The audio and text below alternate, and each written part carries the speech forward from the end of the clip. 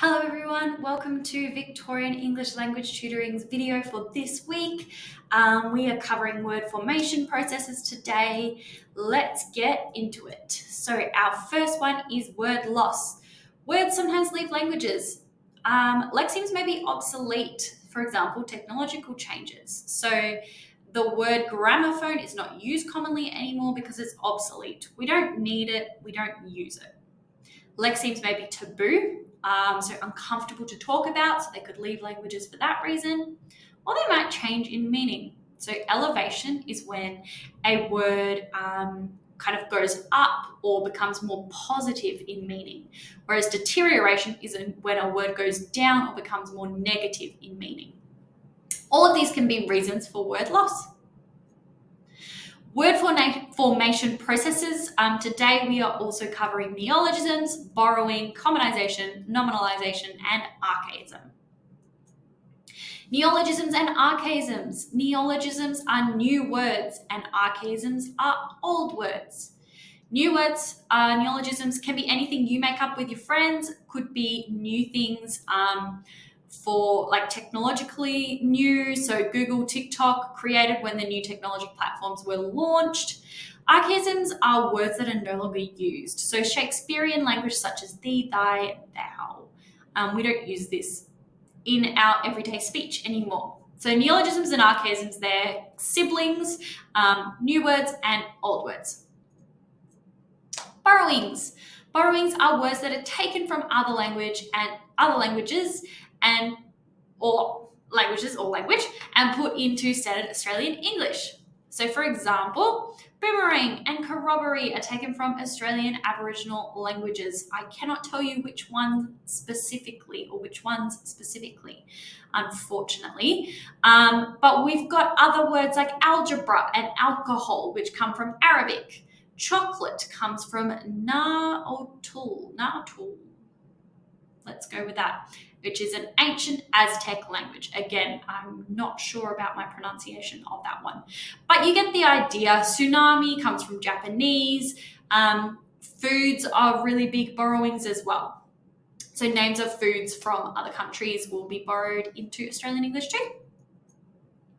Commonization is when we take a proper noun and it becomes a common noun through popular use of the proper noun. So you can see in both these examples, Kleenex and Esky start as proper nouns with capital letters because they are names of brands, but they finish their life as common nouns with lowercase letters because they've been used so widespread that they become common nouns or words that we use in our everyday language.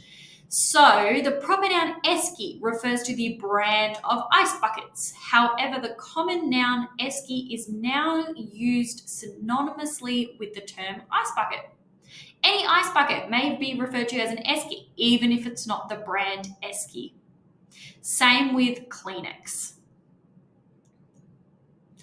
Nominalization, our last one. This occurs when a lexeme changes word classes to become a noun. It increases formal register. The focus of the sentence shifts from actions to concepts. This is really common in political speak when politicians are making speeches, when they're trying to avoid responsibility for something. For example, you are encouraged to participate becomes participation is encouraged. The verb participate is being changed to the noun participation. Participate is a verb because it's an action. Participation is an abstract noun because it's one of those non-tangible concepts that's sort of floating around in the air. So we're going from a verb to a noun. You're encouraged to participate. Participation is encouraged.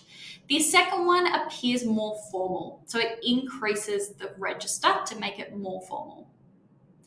There's another one here. It is required you decide if you want to plead guilty or not guilty. And then that second one, a decision of guilty or not guilty is required. Okay, revision quiz. Now's the time to pause, write some answers down. You know the drill, come back when you're ready. What is the difference between a neologism and an archaism? Neologisms refer to new words entering a language, whereas archaisms refer to old words exiting a language. Define borrowing: when a lexeme from one language is borrowed or used in another language. For example, algebra comes from Arabic, but is now commonly used in English. Name the 5 word formation processes: neologisms, borrowing, commonization, nominalization, and archaism. That's all I've got for you today. Looking forward to seeing you next week. As always, email me with any questions. And yeah, look forward to chatting soon. Bye.